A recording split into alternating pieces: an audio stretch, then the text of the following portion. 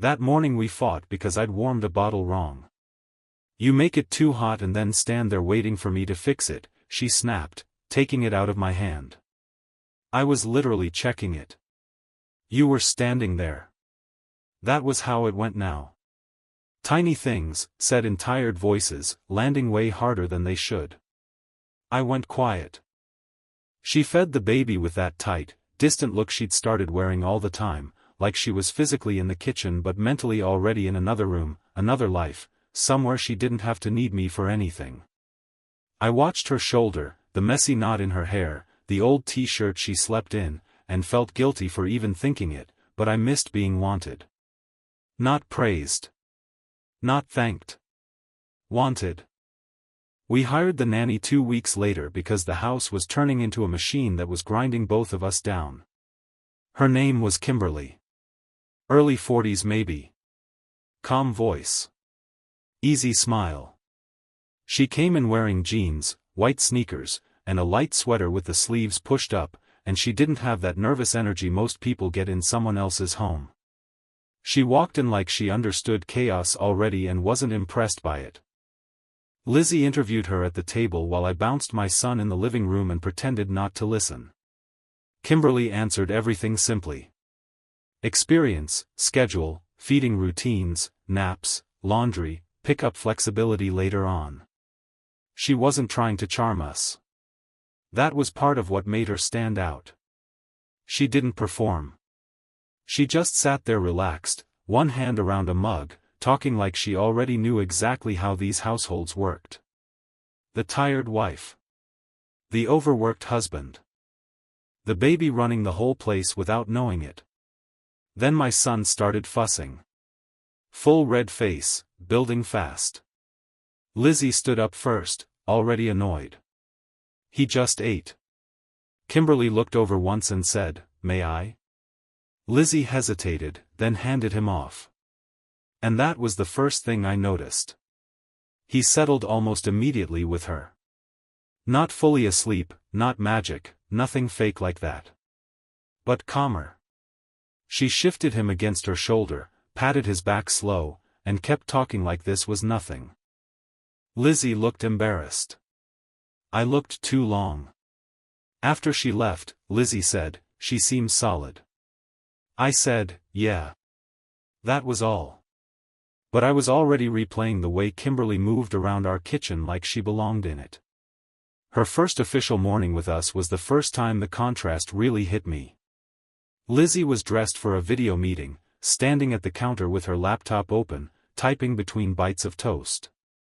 She looked tense before the day had even started.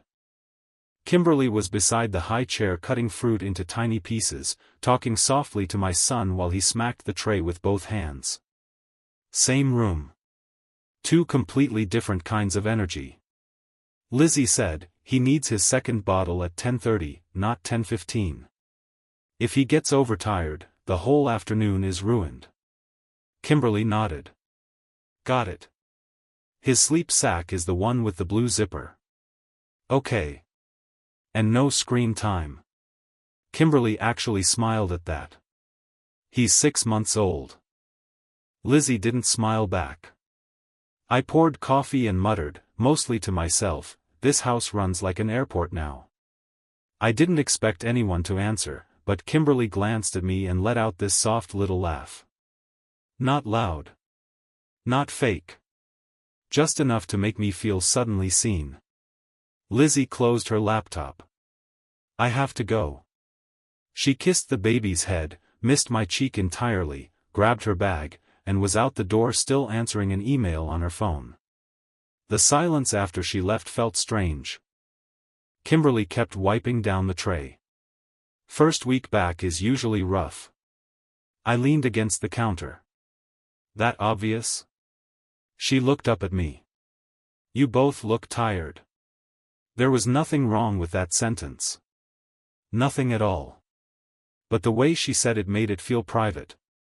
Over the next few days I started timing things badly on purpose. Coming downstairs before work when I could have stayed up. Taking longer to leave. Finding reasons to be in the kitchen when she was there with the baby. She was good at the job. That made everything easier and worse. She folded tiny clothes while talking to him.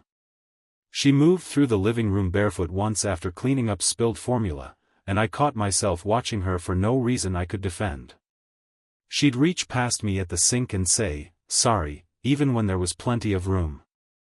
Once her hand brushed my wrist and I felt it for the rest of the morning like an idiot. The worst part was that she noticed. I knew she noticed because one afternoon I came home early and found her on the floor in the nursery, getting my son to nap. She looked up at me from beside the crib, finger to her lips, and smiled like we shared something small already. Not a secret. Not yet. But by then I was already looking at her too long, staying near her too easily, and thinking about her at exactly the times I shouldn't have been. And when she held my gaze for 1 second more than necessary before turning back to the baby, I knew she had seen all of it. After that first week, I stopped pretending I didn't know what I was doing. I started finding reasons to stay home longer in the morning, and Kimberly stopped acting like she didn't notice. It was all small enough that I could still lie to myself. A few extra minutes in the kitchen. Me asking pointless questions about the baby's nap schedule when I already knew it. Her standing close enough at the counter that I could smell her shampoo. Nothing happened, but the air kept getting heavier. Lizzie was leaving earlier now. She'd started getting serious about work again, and once that switch flipped, it was like her whole body leaned away from the house. She'd be half-dressed, half-rushing, laptop bag on one shoulder, muttering about meetings before she was even out the door. One morning she said, "I'll be late tonight. Don't wait for dinner." I was buttoning my shirt. Again? She looked at me like I was one more demand. "I'm trying to catch up." "I know. You clearly don't." Kimberly was at the sink rinsing out one of the baby bottles. She kept her eyes down, but I could feel that she heard every word. The door closed behind Lizzie. A second later, Kimberly said quietly, "She's under a lot of pressure." I gave this dry little laugh. "Yeah. We all are." She turned, drying her hands with a towel. "You always sound angry when she leaves." That should have shut me up. Instead I stayed there. "I'm not angry," I said. "Just tired of feeling like I live with somebody who's always already gone." Kimberly watched me for a second, then said, "That sounds like angry." She smiled a little when she said it. Not mocking. Almost amused. And that was the first time it really felt like we were talking about more than the baby. From there, it moved fast because I let it. She got more comfortable with me. Not reckless, not obvious. Just small things that gave me room to step closer. Her hand lingering when she passed me a mug. Her asking how my day was in that low calm voice of hers like she actually wanted the answer. Her looking straight at me when she said something that could have meant nothing, or not nothing. One afternoon I was supposed to be heading to the office, but I forgot my charger and came back 20 minutes later.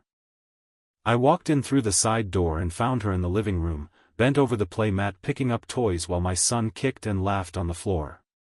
She looked over her shoulder at me. "Back already? Forgot something." She straightened up slowly. "That happens a lot lately." I should have laughed it off. Instead I just stood there like an idiot. She came closer, still holding one of those soft fabric books, and said, "You don't have to make excuses with me." That was the moment I really understood she had seen the whole pattern. My eyes. My timing. The way I kept ending up where she was. I said, "And what exactly do you think you know?" She gave me a look that hit way harder than it should have. Calm. Direct. Almost patient. "I think," she said, "you like being around me." Then she walked past me into the kitchen like she hadn't just dropped that in the middle of the house. For the rest of that day I couldn't focus on anything. After that, every overlap felt loaded. If our fingers touched while passing a bottle or a spoon, neither of us rushed to break it. If the baby was asleep and the house went quiet, we spoke lower, slower. She started letting little silences sit there between us instead of filling them. It made me feel off balance all the time. One evening Lizzie texted that she was stuck downtown and would be, at least another hour. My son had finally gone down after a rough stretch of crying, and the whole house felt too still. Kimberly was in the kitchen wiping the counter. I was standing there with a beer I hadn't even really been drinking. She looked at my phone when I set it down. Late again? Yeah. She nodded once. You look disappointed every time, even when you expect it. You notice too much. That's part of the job. I laughed under my breath. No. I don't think it is. She set the cloth aside and stepped a little closer. Then maybe I'm just good at reading people. I don't remember who moved first. I just remember how easy it was once we stopped acting like we were confused. She looked at me, I looked at her, and the line I'd been circling for days was suddenly gone. It happened there in the quiet of my own kitchen, quick and reckless and way too natural for something that should have felt impossible. Afterward, neither of us acted shocked. That was the part that should have scared me more. She fixed her hair using the dark reflection in the microwave door and said, "You should probably stop staring at me like that when your wife's home." I said, "That's your advice?" She looked back at me with the smallest smile. "That's free advice." Then Lizzie came home 20 minutes later, tired and distracted, and kissed the baby monitor before she kissed me. I stood there answering her like everything was normal while my pulse still hadn't settled. It should have been a one-time mistake. That would have been the cleaner version. But once the line was gone, the house itself started offering chances. Nap time. Quick afternoons. Mornings when Lizzie left early. Days when I suddenly had a reason to work from home. Kimberly never chased me, and that made it worse. She just made herself available in exactly the way I was weak enough to keep choosing. It never felt soft. That was the truth of it. She wasn't becoming my safe place. She wasn't listening to my soul or saving my life. This was simpler and uglier than that. I wanted her. She knew it. And every time I crossed the room toward her, I could feel her measuring exactly how far I'd go. Then one Friday, after the baby was down and before Lizzie got back, Kimberly stood by the doorway adjusting her bag and said, "By the way, I stayed late 3 times this week." I frowned. "Okay." She held my eyes. "Okay means what?" There was a pause. Then she smiled just a little and said, "You're not the only one doing extra here." That was the first time I heard it in her voice. Not a joke. Not a hint. A price. Once Kimberly made it clear that extra didn't mean free, the whole thing changed shape. The moment money was involved, it wasn't just an affair anymore, it was a trap. Who's the real villain here? Tell me in the comments. Up to that point, I could still tell myself it was just a bad decision that kept repeating. Weakness. Opportunity. Stupidity. Whatever word made it feel temporary. But once money started getting folded into it, even indirectly, it got uglier. I knew that. I kept going anyway. It started small enough to look harmless from the outside. She mentioned one morning that her phone was dying and she hadn't had time to replace it. Not asking. Just saying it while spooning mashed banana into my son's bowl. 2 days later I sent her cash and called it a bonus for staying flexible. She replied with one line. "You're generous when you want something." I stared at that message for a full minute before deleting it from the screen, even though deleting it didn't actually change anything. After that, she stopped pretending she didn't know what she was doing. Not in some dramatic way. She never sat me down and made a speech. She just learned the pressure points and pressed them when she needed to. An extra paid hour here. A grocery run that somehow included things no one else in the house needed. A birthday gift for her sister that I somehow ended up covering because Kimberly mentioned being short that week while standing close enough for me to smell her perfume. And every time I gave in, she got a little more settled. That was the part Lizzie started noticing before she understood why. Kimberly had always been comfortable in the house, but now she was comfortable in a different way. She'd leave her water bottle on the counter like she lived there. Her cardigan on the back of a chair. Her tote bag by the bench near the door instead of tucked out of sight. She started speaking over her shoulder while moving through the kitchen, not like staff, not even like a guest, but like somebody who expected to be answered. One Saturday morning Lizzie opened the hall closet and found Kimberly's spare flats on the floor. She held one up between two fingers. "Why are these here?" "I was on the couch with my son half asleep against me. Probably easier than carrying them back and forth."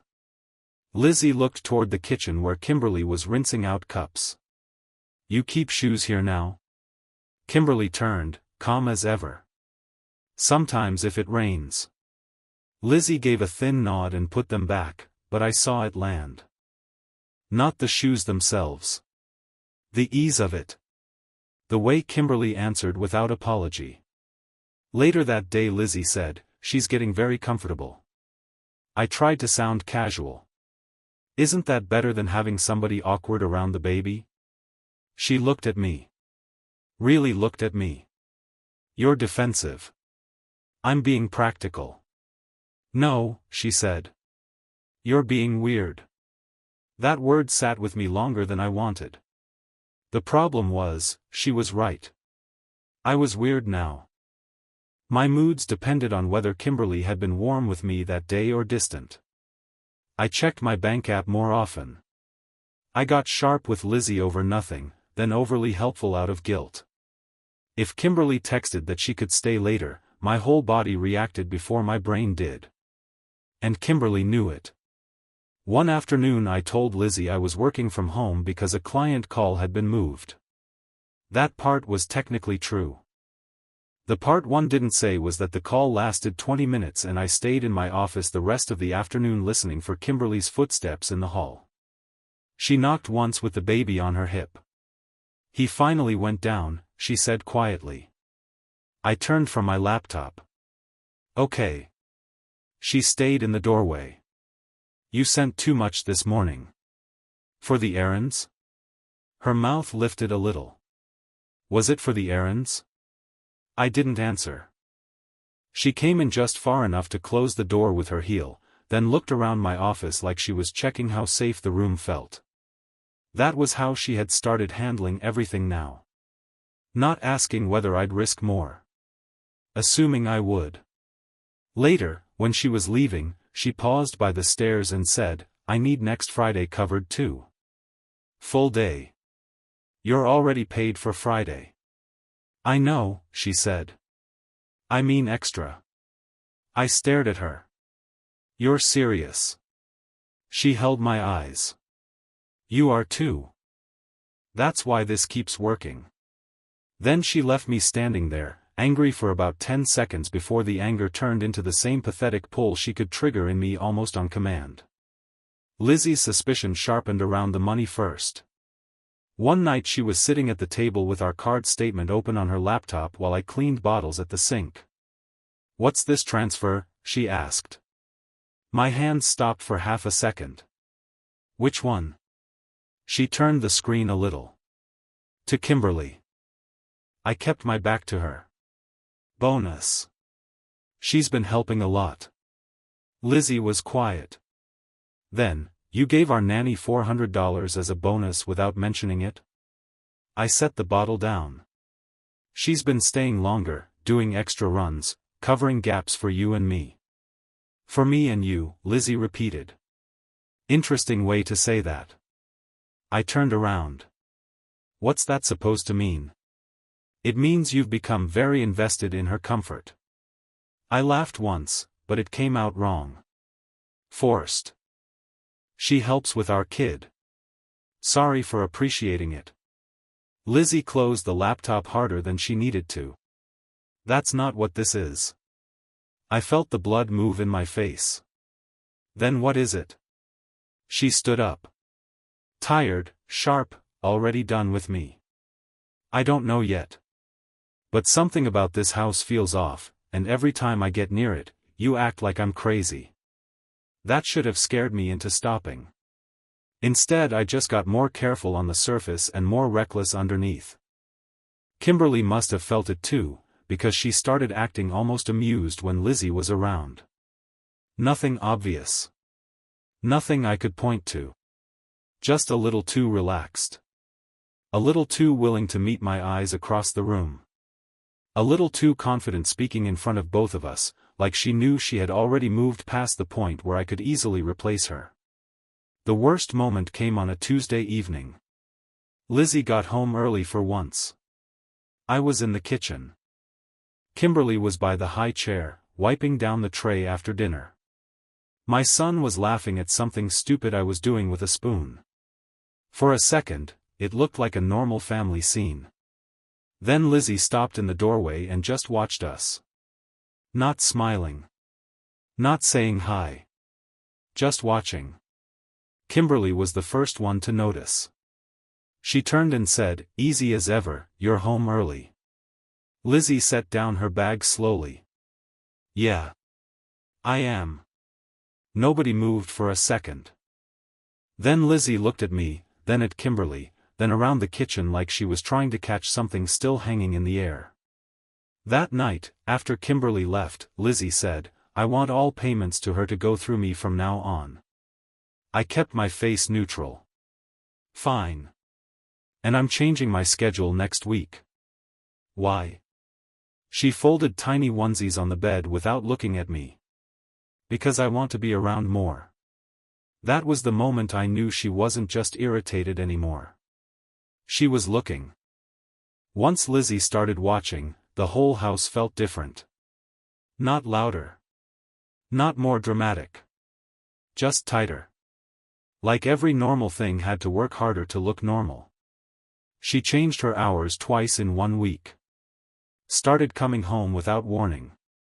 Asked more questions about the schedule, about payments, about how often Kimberly stayed late. None of it sounded wild on its own, but I could feel the pressure building every day.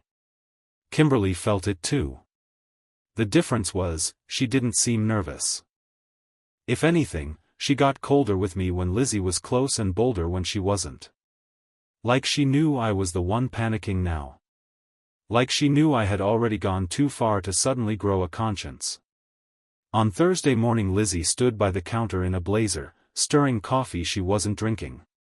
"I'm picking him up early today," she said. Kimberly was buckling our son into the high chair. "Okay." Lizzie looked at her. "So you can leave at 4. Kimberly gave a small nod. "That's fine." Then Lizzie looked at me. "And you're at the office all day?" I answered too quickly. "Yeah."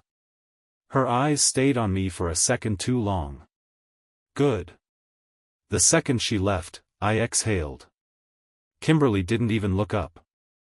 "You need to stop doing that." "Doing what?" "Acting guilty before anyone accuses you." I was already irritated. "Maybe because this is getting out of hand." She turned then, calm as ever. "It got out of hand because you kept paying to keep it easy." That hit because it was true. I worked from home the next day anyway. Not officially. I just lied. Told Lizzie a meeting moved online, told myself I was only trying to keep things under control, even though by then I barely controlled anything. Around 2 in the afternoon the baby was asleep, the house was quiet, and Kimberly came into my office without knocking. She closed the door behind her and held out her phone. Transfer didn't come through. I looked at the screen. She was right. The payment was still pending. "I'll fix it." "You said that an hour ago." I stood up, already annoyed, already pulled in. "You'll get it." Her face didn't change. "I always do." There was something in the way she said it that finally made me hear how bad all of this sounded from the outside. Not emotional. Not messy in some grand way. Cheap. Routine. Like we had turned my house into a place where she knew exactly what to ask for and I knew exactly why I'd pay it. I sent the money while she stood there watching. Then she looked at my phone on the desk. You should clean your messages too. My stomach dropped. What? She tilted her head toward the screen. You leave things sitting there too long. I grabbed the phone. The thread was still open. Not full of long talks. That would have almost been easier to explain. Just short ugly little messages. Time windows. Money. Her saying she could stay. Me asking when Lizzie would be home. The kind of exchange that looked even worse because there was no feeling in it. I know, I muttered. She gave me that small knowing look again. Apparently not. Then she stepped closer, like she still thought the real issue was whether I wanted her near me. What neither of us heard was the front door. Lizzie came home at 3:12. Later I realized that was the detail my brain kept replaying. Not the shock. Not the shouting. The exact stupid time. 3:12 in the afternoon, on a Friday, while my son slept down the hall and my wife walked into a house I had dirted with lies, transfers, and timing tricks. The office door opened fast. Kimberly stepped back first. I turned, phone still in my hand, and Lizzie was there staring at both of us. She looked from my face to Kimberly's, then to the phone, then back at me. There was no confusion in her expression. That was the worst part. She understood it almost immediately. What is this? Nobody answered. She held out her hand. Give me the phone. I didn't move. Give me the phone. Something in my face must have confirmed everything, because she stopped waiting and snatched it out of my hand herself. I watched her read. Her eyes moved once, twice, 3 times. Down the screen. Over the transfers. The messages. The times I'd said I was at work. The extra hours. The little favors that weren't favors. Kimberly said quietly, Lizzie. Don't, Lizzie snapped without looking at her. That one word cut the whole room open. Lizzie looked up at me, and I could see the exact moment the full picture landed. Not just that I'd been with Kimberly. Not just the money. It was where it happened. How it happened. During naps. During work hours. While she was rushing to hold her career together and trusting that the house, at minimum, was still a house. You paid her, she said. I opened my mouth and nothing good was there. You paid her, she repeated, louder now, disgust all over her face. In our home. Around our son. While I was out working. Kimberly tried once more. It wasn't. Lizzie turned on her so fast Kimberly actually went silent. Get out. Kimberly looked at me then. Not upset. Not ashamed. Just measuring whether I was useful anymore. I wasn't. Get your things and get out of my house, Lizzie said. Kimberly picked up her bag, grabbed her cardigan from the chair in the hall, slipped on the flats she had started keeping in our closet like she belonged there, and walked to the door without another word. She didn't rush. That somehow made it worse. Then it was just me and Lizzie. The baby monitor on the desk. My phone in her hand. The house suddenly stripped of every excuse I'd been using. She looked at me like I was somebody she had never properly known. There wasn't even a lie worth telling here, she said. You didn't fall in love. You didn't get confused. You turned our home into something low and dirty because you wanted it easy. I started to say her name. She pointed at the hallway. Don't. Go sleep somewhere else tonight. I don't even want to look at you. That was it. No long speech. No breakdown I could hide inside. Just the end of the setup I thought I was managing. By evening Kimberly was gone, Lizzie had changed the lock code, and I was standing in the driveway with an overnight bag, realizing I had wrecked my own house for something that had never even pretended to be more than appetite, money, and convenience. And now all of it was visible where my wife and child lived.